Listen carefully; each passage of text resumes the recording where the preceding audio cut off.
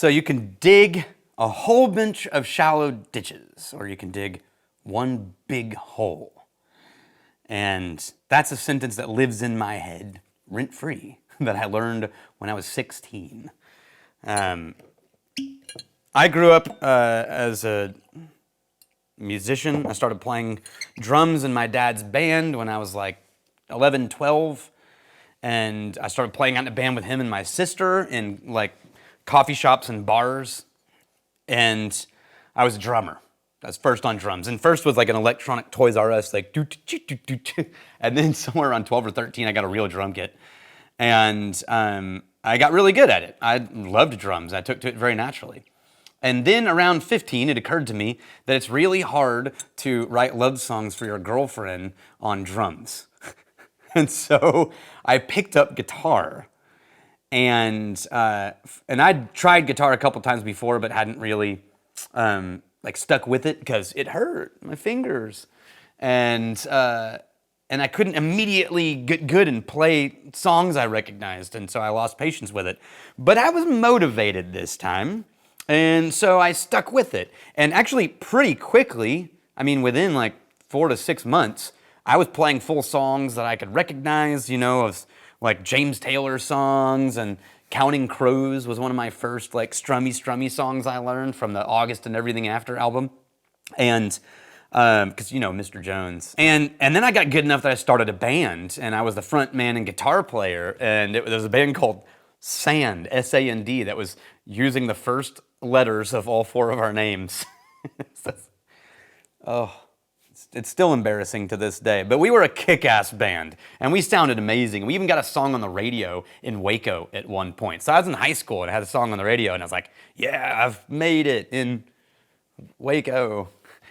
And there was a guy in our band. His name was Mark Blandpede. And coolest guy. And an unbelievable harmonica player. And a really talented mandolin player. And a damn fine guitar player. But harmonica was where he just really was like stratospheric. Astounding. I heard him play the Blues Traveler solo from The Hook flawlessly. And with seemingly no effort, but could also play these long, beautiful, melodic harmonica parts. And I was like, oh, that's my next stage. I'm gonna get a harmonica like Neil Young and Bob Dylan, and I'm gonna put it around my neck and like play like, you know, I wanna live, I wanna give, I've been a miner for a heart. And so I went to Mark and I was like, look, I wanna learn harmonica. And Mark said, I want you to teach me. And Mark Blandpede said, no. and I was a little offended. I was like, why not? He said, Daniel, you already know how to play drums, and you're really great at it. You're already getting better and better at guitar, and you sing. You can either take all of that time and energy it takes to learn a whole new instrument and put it into harmonica and be a mediocre harmonica player, or you can take all that same energy and put it back into guitar and drums, or one of them, and be a world-class drummer and guitar player. You can either dig a bunch of shallow ditches or one big hole. And I went, huh. And I took it so seriously, I stopped trying to learn harmonica. I just walked away from the idea completely. And it's become a leading theme in my life, and that includes whiskey, which I'll explain. But first, Single Cask Nation, Caol Ila 7-year-old. So first, Single Cask Nation, independent bottler, one of the greats, recently purchased by the same people who own SMWS, Scotch Malt Whiskey Society, which is, I think, incredibly cool. And the guys who founded Single Cask Nation are just really cool people. They're one of the first to release American independent bottling. They're a part of the AmericanIndie.com website of people we think doing indie bottling correct. They have a fanatical community who follow and buy their releases, and they've earned every bit of it. Caol Ila 7. Now, if you remember, Caol Ila is an Islay Scotch, and it's one of the primary blending components in blends like Johnny Walker. It brings the smoke to the Johnny Walkers, and it's been a blending component for a really long time. I love Caol Ila, but it's not for everybody, and I think it's because it's a blending. It's a really easily blendable smoky whiskey, and what I mean by that is it's simple and it doesn't fight with things, which makes it incredible at blending, but it also makes it sort of stand out on its own when you drink it as a single malt. And this is just a bourbon cask 7-year-old Caol Ila, and a pretty high proof if I remember correctly, 57.1. Woo, dog. Immediately, roasted pineapple and lemon. Not spicy, more like ashy, but very sweet. It's like a dense ashy smoke with a lot of sweetness. Not as dense as like a Octomore or something like that, or a Lafroig, but there's a thinness to it, and strangely, this is a very weird thing, but of all the scotches, the one that reminds me most of mezcal is always Caol Ila. It's got a similar kind of thinness to like Domingue Vida, and but I mean, obviously they taste totally different, but the same kind of smokiness I feel, that sweet smoky.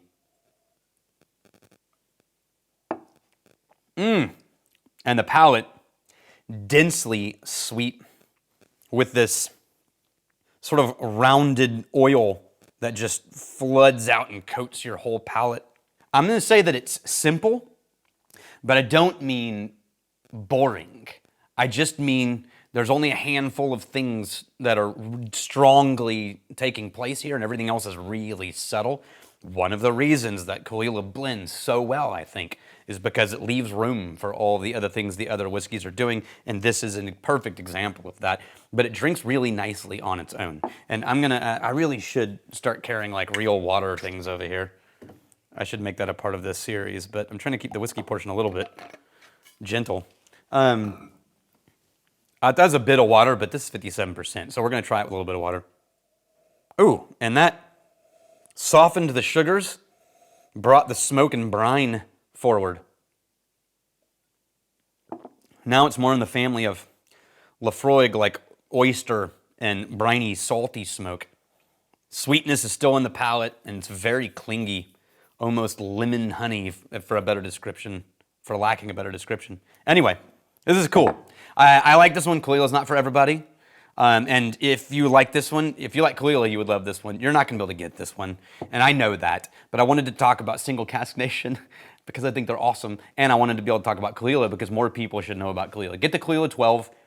I like this better than the Caol Ila 12, but only by a little bit. I think Caol Ila 12 is right in this pocket. Okay, so I focused on whiskey. I focused a lot on whiskey. I was a rock climber for a little while. I even competed. And I got into music and took a break from rock climbing and then came back and tried to climb and was just terrible at all these routes that I had done really, really well. And it occurred to me, and as I was like, shit, I need to spend more time climbing and get back to where I was, I hear a mark in my head. Shallow ditch, big hole. Okay, I'm going to drop rock climbing and focus all that energy on music. And then I got into spirits and whiskey and really loving whiskey. And I was like, ooh, I could do. And then I got into wine because I was in Central Coast.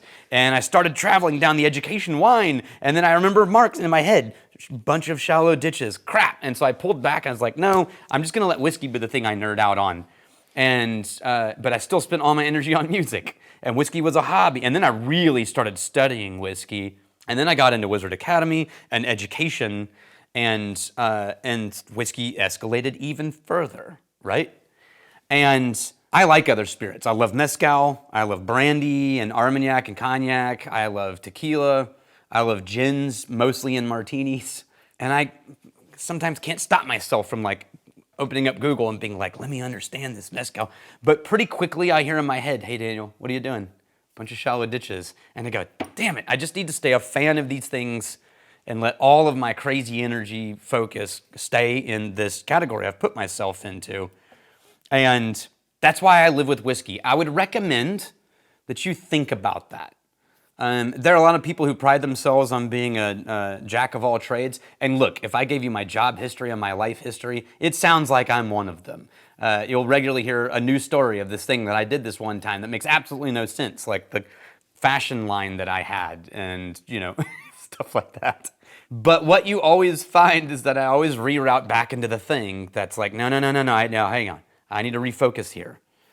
And so remember, you only have a short amount of time to be out here on this planet, on the stage.